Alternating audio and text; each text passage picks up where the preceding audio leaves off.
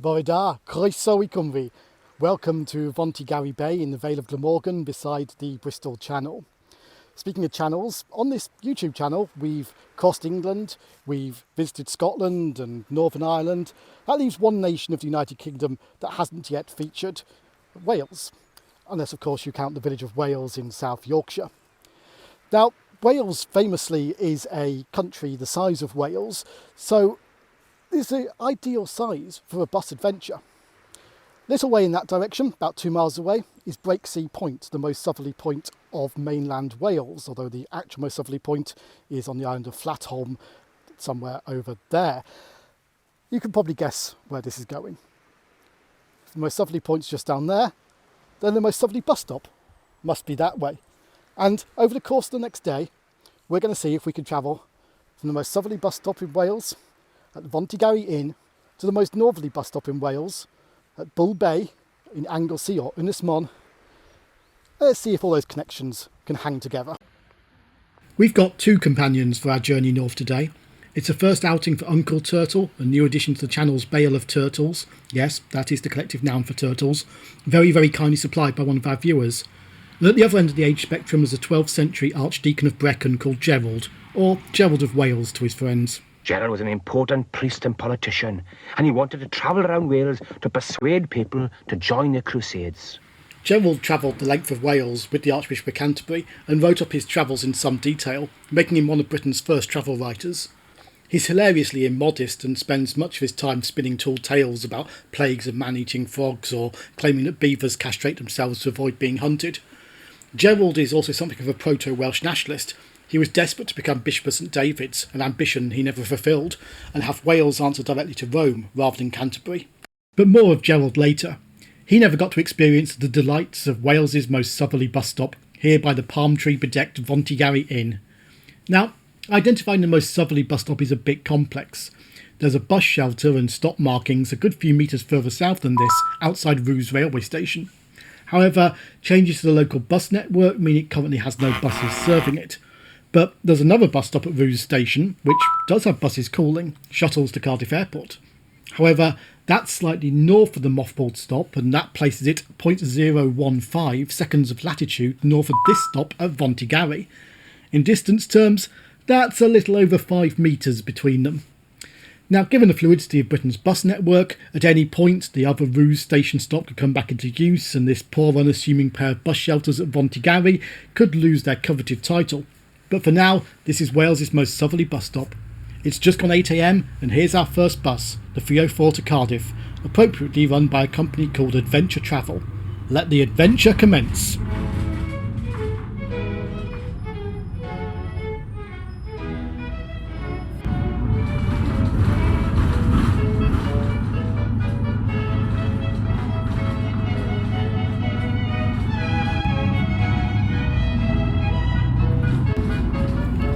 The gentle countryside of the Vale of Glamorgan is rudely interrupted by our arrival outside the terminal of Cardiff Airport, Wales's only airport with scheduled flights.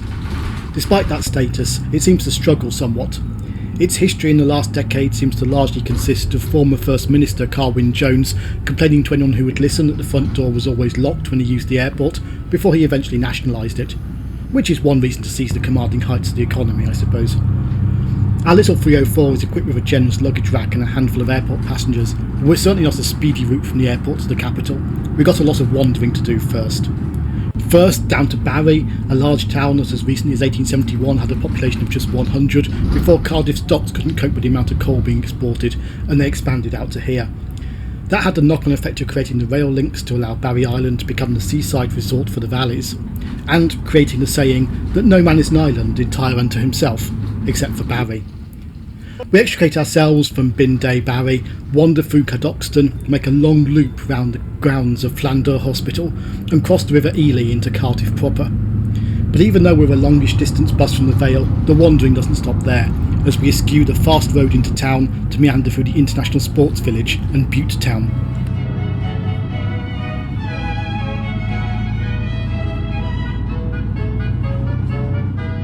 In total contrast to the rural lanes and modest towns of the Vale of Glamorgan, we suddenly emerge in the cultural and political heart of Wales at Cardiff Bay, beside the Millennium Arts Centre, then process into a city proud of its political pedigree, up Lloyd George Avenue, round Callaghan Square, to terminate in a Cardiff backstreet. Thanks so much.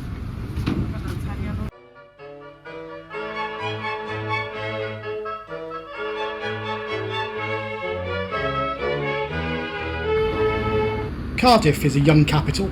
It has formerly been the capital of Wales for less than 70 years and a seat of government for anything other than Glamorgan only since the turn of the century. But it has the proud boulevards and grand architecture of a city born to that role. It's currently in an interregnum between knocking down its old bus station and opening the, inevitably, delayed new one, so buses terminate on a motley range of streets on either side of the pedestrianised centre. That means a bit of a walk to the right side of town for my next bus north, but that's no hardship. Cardiff is nicknamed the City of Arcades from its network of fine Victorian and Edwardian shopping arcades, so there's an opportunity to engage in a little flânerie through these fine covered thoroughfares, and, most importantly, to visit the large covered market. It's pretty quiet in here at this time in the morning, apart from the eager crowd around the Bakestone stall, where I've gone in search of some freshly baked, topical sustenance for the long haul ahead. Success! A bag of still warm Welsh cakes. Gerald doesn't tell us much about Cardiff, but he recounts a legend about a visit to the castle by King Henry II. Outside its walls he was accosted by a mysterious itinerant who told the king in no uncertain terms to implement strict Sunday trading rules upon pain of losing what was dearest to him. Henry, clearly not having the strict Sabbath-fearing mind that informed Welsh Methodists centuries later, failed to do so, and within a year his 3 sons rebelled against him and deserted to the side of the French king. To be fair, French shops do still close more on Sundays. Just round the corner from the castle is Greyfriars Road, starting point for the T4 for the very long leg to mid-Wales. This is our first, but by no means last, encounter with the Trawscymru network, longer distance, Welsh Government subsidised buses designed to fill some of the many gaps in the country's rail network. The T4 has a journey ahead of around 150 kilometres, up the South Wales valleys, over the Beacons or Bangor, and into the sparsely populated green heart of Wales.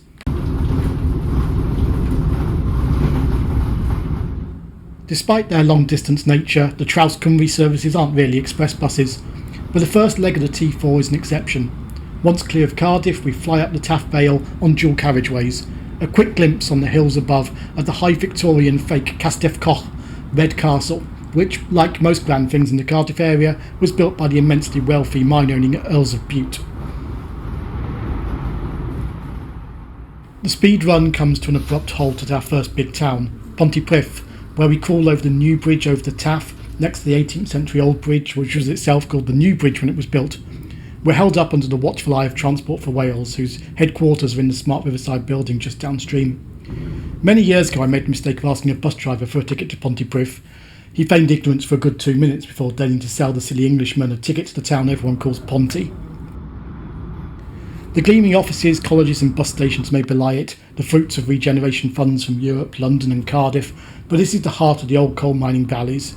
No pitheads remain, but there's still the terraced houses, tabernacles and male-voiced choirs, even as the tractor beam of Cardiff grows stronger.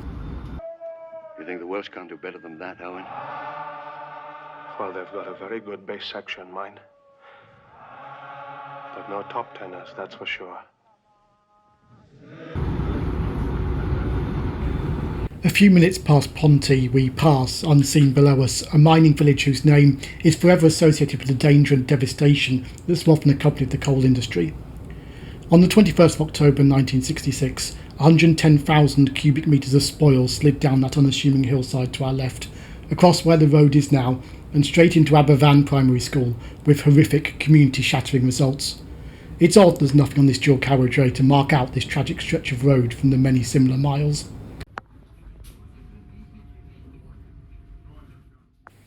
Merthyr Tydfil bus station is another gleaming Valley's edifice, and it's where we stop for a few minutes, swap drivers and most of the passengers, and take a breath and a Welsh cake before the hills ahead. At the start of the 19th century, when Wales was the first industrialised nation in the world, Merthyr was Wales's largest town, an early pioneer of industrial-scale iron-making, which produced cannons for Nelson, and was one of the first towns to witness the worst slums of the Industrial Revolution, to the extent that part of the town was nicknamed Little Hell.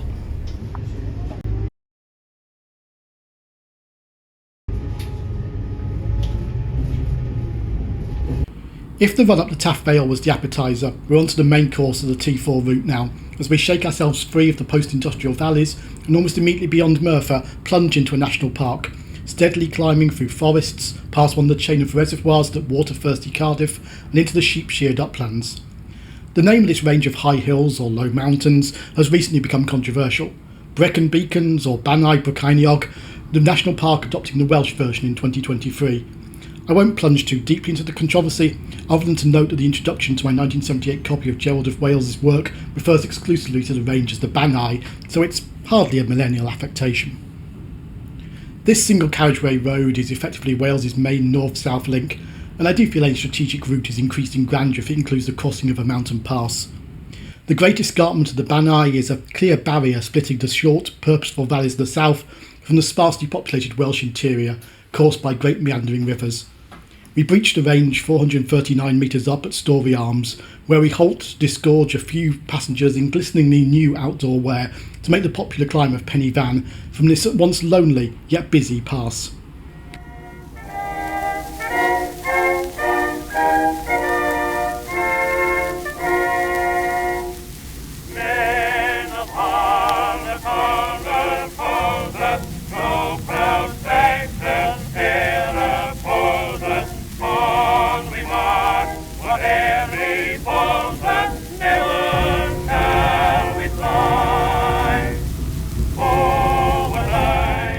Having raced down the steeper northern escarpment of the Banai, we squeeze into the pretty market town of Brecon, former county town of Brecknockshire, long since merged into the mega Marches county of Powys. Gerald lived here as archdeacon in what he calls happy-go-lucky mediocrity, waiting vainly to be given his heart's desire of the bishopric of St David's, spurning all other offers of advancement, and occasionally disappearing to Rome to plead his case with the Pope, or to Paris in a bit of a sulk. Despite taking the cross, his own journey to the Crusades somehow never got further than Paris. On the other hand, we're still just about on time and spinning northwards at a reassuring pace. The main road north is renowned for accidents and snarl-ups, and I've made a rash gamble on a 10-minute connection at our eventual terminus.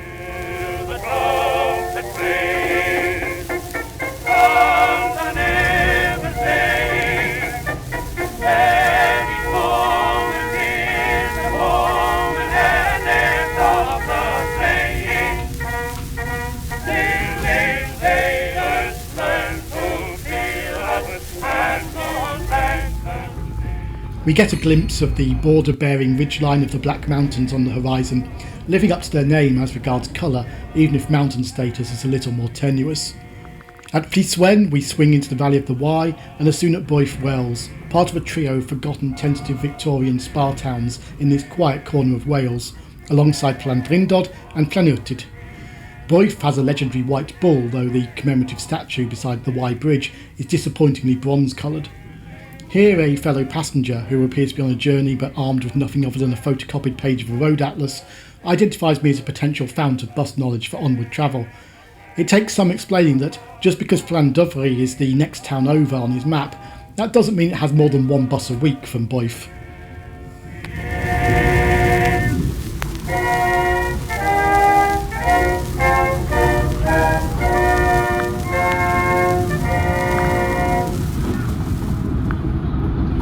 The heavens have opened by the time we reach Llandrindod Wells, a lonely lump of Victoriana plonked down in the green fields of Radnorshire.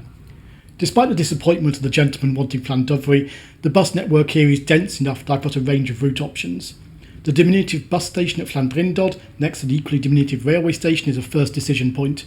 The potential connection across the Cambrian range to Aberystwyth is waiting, but I'm going to stick to the T4 with its comfy seats and friendly driver for the last, loneliest leg of its epic journey to Newtown.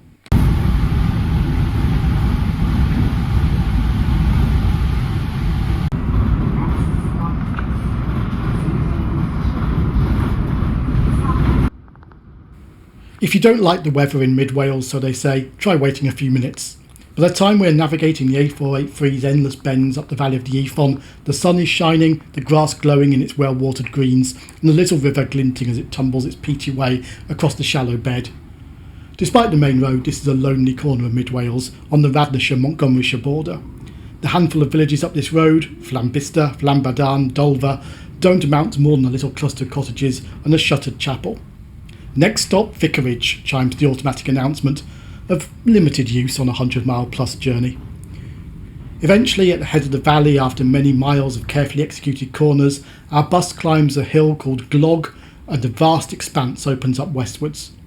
On the horizon is Plinlimmon, anchor mountain of the Cambrian range, on whose summit rises the rivers Severn, Wye and Rydal.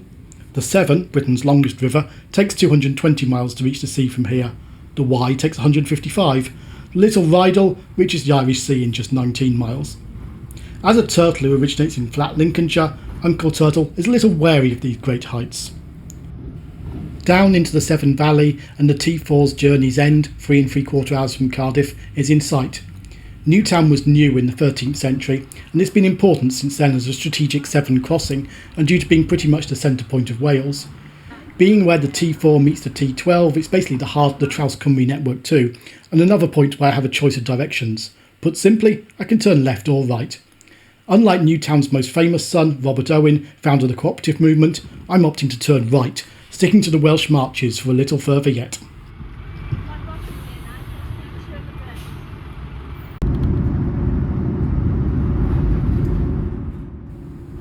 The T12 is a newish addition to the Traws Cymru stable, and while it's a strategic cross-country link to North Wales's largest city, it still bears the traces of being 3 local routes artfully linked together. It's a rattly, basic sort of bus, but well filled. We head down the Severn Valley and are soon off on smaller lanes. First to serve Abermule, where in 1921 the largely teenage staff at a now closed railway station mismanaged the single line tokens, causing a fatal collision. As a result, the injunction, "Remember Abermule," was painted over similar signalling equipment as far away as India. Then we're on to the little picture-perfect former county town of Montgomery, clustered beneath its peregrine-haunted crag, where the 800-year-old English-built castle glowers at the Welsh-built castle across the Severn at Dolforwyn. The town's other claim to fame is that, until a few months before this journey, my mum was its 2-term mayor. To be clear at this point, my family doesn't have a drop of Welsh blood in it, it's just the Welsh are famously keen on well-integrated English-born politicians.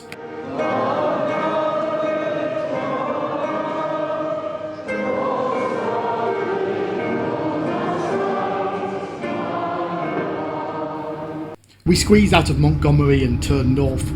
Paralleling us beyond the hedgerows is Offers Dyke, the 130-kilometre long earthwork built to mark the border between the kingdoms of Mercia and Powys for purposes lost in the undergrowth of time. This is one of the few places where the Anglo-Welsh border still runs along it, but we're still on the Welsh side, for now.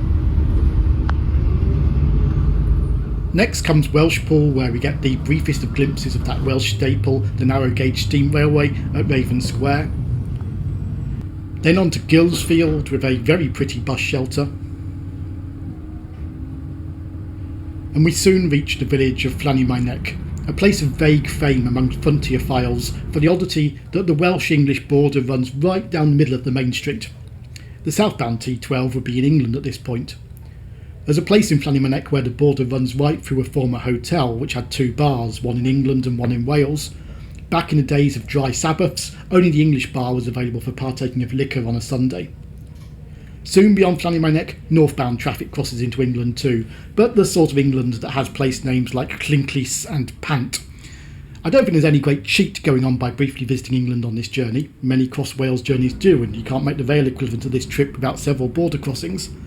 The Shropshire market town of Oswestry, which we're now approaching, has a bit of a divided history too. Though when Gerald visited Oswestry, he remarks that the local nobleman entertained his party sumptuously in the English fashion. So fish, chips, 10 pints and a fight in a bus shelter, presumably. We have a surprise change of bus at Oswestry. Our driver is clearly exasperated with our rattly engine-smelling chariot and has called his control to demand a replacement. "What's wrong with it?" inquires the Tannock Valley engineer of our driver as he hands the bus over to her. "Well, what's right with it?" comes the laconic response. So my last few miles on the T12 are in a fine, shiny new vehicle, but before long I'm hopping off, just as we join Thomas Telford's greatest turnpike, now the A5, once the main highway to Ireland. Thanks so much. As Uncle Turtle is keen to show off, we've made some substantial progress towards the vague direction of Journey's End.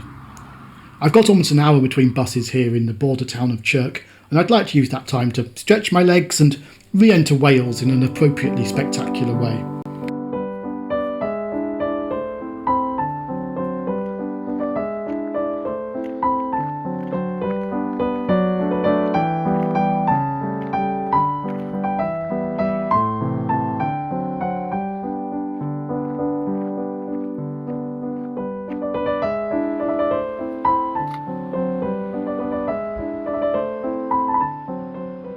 I'm standing on the Chirk Aqueduct of the Llangollen Canal, the Llangollen branch of the Shropshire Union Canal, the only place on the British Canal network where you can cross the border. As it happens, the border isn't quite where you'd expect, on the River Ceiriog racing below us, but a few steps further north because the border still follows a long extinct meander of the river. Once again, courtesy of Thomas Telford, the 21 metre high Chirk Aqueduct across the Ceiriog has carried canal boats into Wales since 1801. Since 1848 it has either been complemented or overshadowed by the 30 metre high railway viaduct alongside, carrying the Shrewsbury to Chester line, between them making a very unusual pairing. At the north end of the aqueduct we're definitely back in Wales, and the canal plunges into a tunnel, above which is Chirk's railway station and the stop for our next bus. This very smart minibus, still with new bus smell, is the 64, emerging out of the remote Ceiriog Valley. In contrast with the two epic bus legs we've just made, this is the first of two short hops, setting us up for a third great cross-country leap northwestwards. Wales isn't replicating the English £2 bus ticket deal, but there's still some bargains to be had. I've slightly bamboozled the driver of this very local bus by purchasing a one bus ticket, £6 covering every bus in North Wales, and which will get me all the way to the day's end. Powered along by the driver's choice of easy listening, we're soon dramatically correcting our northward course to head west into the narrowing Dee Valley, woods below us and vistas of range upon range of bare-headed hills ahead.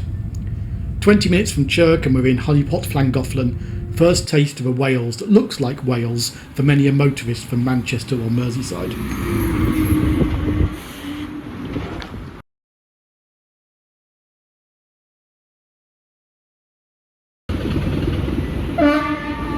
Llangollen is one of my earliest memories of Wales too, specifically watching canoeists slalom over the rapids on the Dee while steam trains chuffed to and fro on the preserved railway. Enchanting stuff for a 7-year-old. This afternoon there's no slalomers and the train is a 1950s diesel locomotive, but it's still a spot that weaves its magic. The fly in the ointment, as I can see on the tracker at our next bus, the Wrexham to Barmouth T3 that we need for a 20-minute hop up the Dee Valley, is struggling its way out of the Wrexham conurbation about 10 minutes late. We have a 5-minute connection between Traws Cymru buses at Corwin onto the last bus of the evening to Bangor. You can find some timetables that suggest this is a dedicated connection, and others that don't mention it at all. Getting to the most northerly bus stop hangs on whether the T10 waits. At least in the interim we can be entertained by a dog, also waiting for the Corwin bus, who just really doesn't like buses.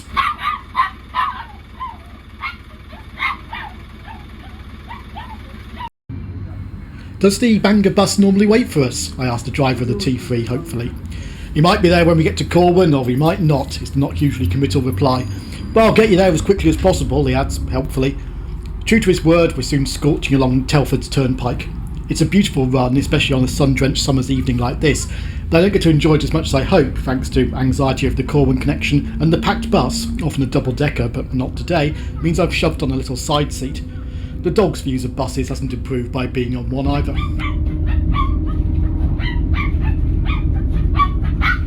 Gerald didn't come this way, but these gleaming hills and fertile valley were the ancestral lands of a better known Welsh icon, reluctant rebel and founder of the first Welsh Parliament, Owen Glendower, who allegedly will break his 700-year sleep in the hour of Wales's direst need.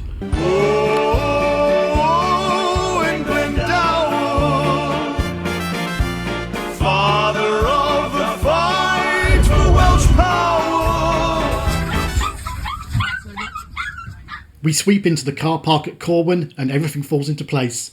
Sitting there patiently are the two buses due to connect with us. It's almost Swiss. At 18:15 and at 15:15 every even-numbered hour before that, 3 Traws Cymru buses are timed to leave the Corwin hub simultaneously, heading southwest to Barmouth, northwest to Bangor and north to Ruffin, maximising potential connections through what is known as pulse timetabling. Obviously, if this was actually Switzerland, the steam railway at the back of the car park would be an electrified part of the national network, but let's celebrate little wins for integrated transport where we can, and the Corwin hub is a recent innovation. A handful of us gratefully make the connection over to the T10, a route into what was until a couple of years ago a busless wilderness, and we shoot off northwestwards towards Wales's most rugged corner. It's 3/4 of an hour across the high, sun-drenched fields to Bettersea Coed, and in that time we stopped just twice. Once to pick up a lady waved off by her family at the tiny village of Cerrig-y-Drudion, and 5 minutes later to let her off at the even smaller hamlet of Pentraffoilas. That's about it for habitation on this lonely stretch of the Holyhead Road. And with the tightest of the connections safely done, I can relax a bit as we potter along behind the inevitable tractor.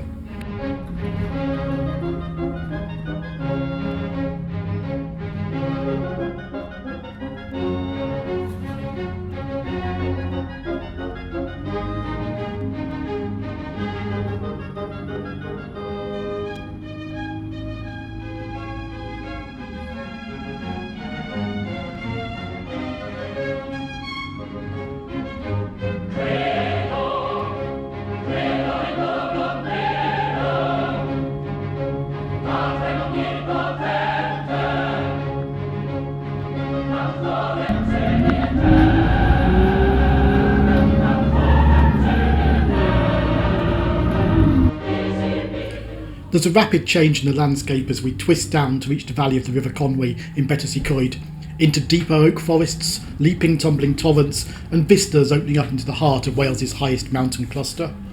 We're finally in the Eryri or Snowdonia National Park, and the hostelries of Betws Coed are thrumming with the late summer adventurers and gongoozlers. Even at this point of the evening I could hop off here for a scenic connection over the Flamberis Pass to Carnarvon, but those times don't quite work to get me onwards to Ynys Môn tonight, so I'm sticking to the T10, now gradually filling with walkers and sightseers, and with a heady mix of at least 5 different languages expressing wonder at the landscapes, as we climb the valley of the Fligwy and into a starker, rock-hewn world.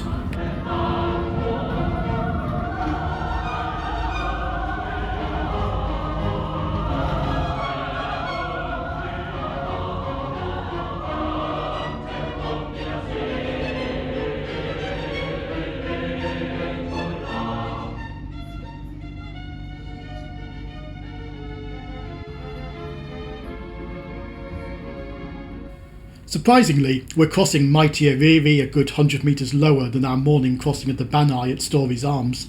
But it's majestic, bleak and wild up here at Ogwen as we squeeze between the scree-covered mountainsides of Glida Vac and Glida Vawr and the slate-grey waters of Flin Ogwen. Gerald skirted Snowdonia but heard plenty of stories of the horrors concealed within the mountain fastness, so he recounts them at length. There are 2 lakes in Snowdonia, he tells us. One has an island on it that is blown about by the wind, the other is full of one-eyed fish. There's no peripatetic island on Flin Ogwen that I can see, so I'm worried this is the home of the piratical fish.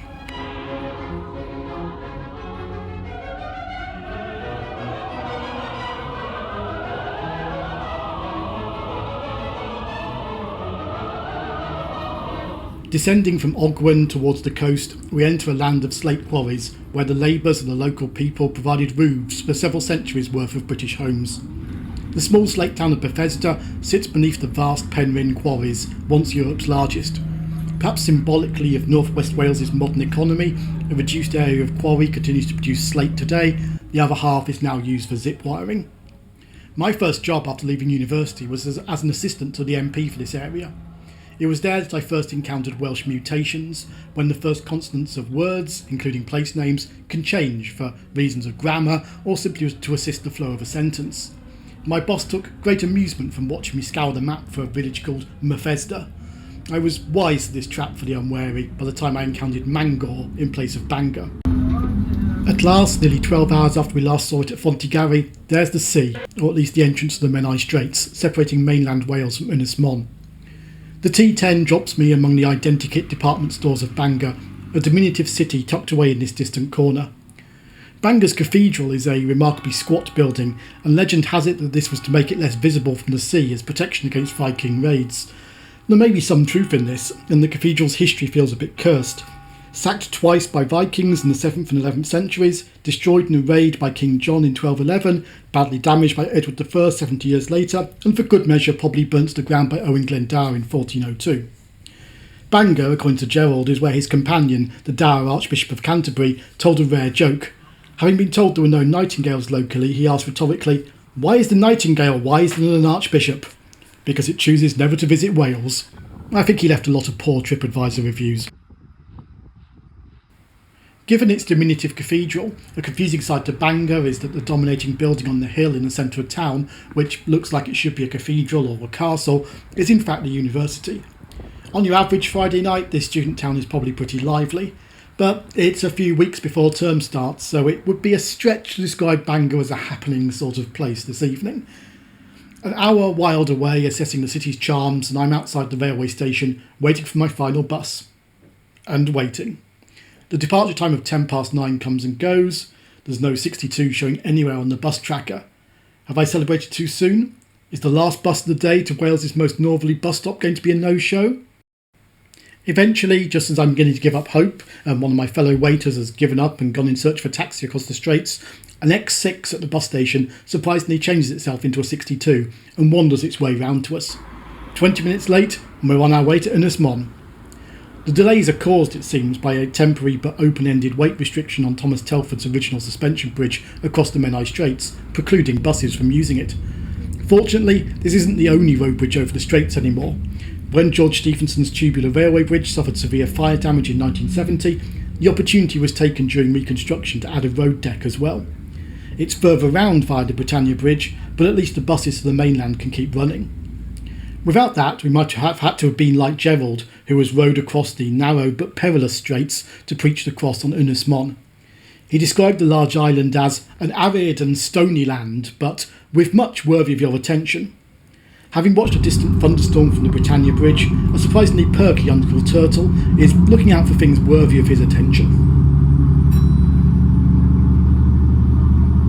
A surprising thing about Innismon's buses, as I come to discover over the next few days, is not only does this relatively sparsely populated and remote island have a pretty decent network and frequency, including late into the evening and on Sundays, but they're all very well used.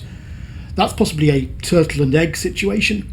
It's coming up to 10 p.m. and the 62's passengers are a rambunctious mix of pub crawlers, supermarket shift workers and second homeowners off the train from London. Outside the occasional small town and village, there's an unbroken pitch darkness to this island, appropriate perhaps for an isle so infused with prehistoric settlements and Welsh foundational myths. Nearly an hour from Bangor, and the 62 is squeezing its way down insanely narrow streets in Amlwch, Wales's most northerly town. But it doesn't quite host the country's most northerly bus stop. There's another 5 minutes or so to go yet.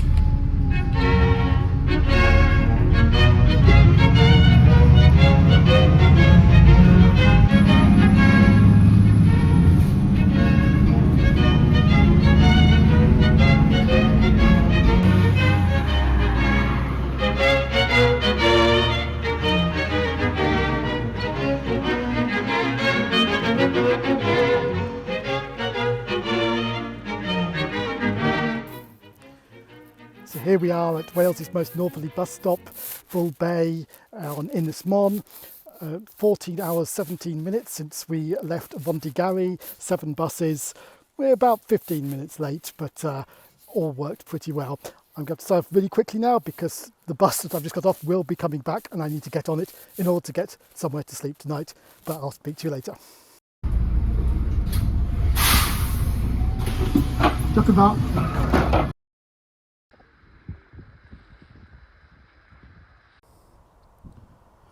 Good morning, it's Saturday, the day after the Cymru 24 adventure.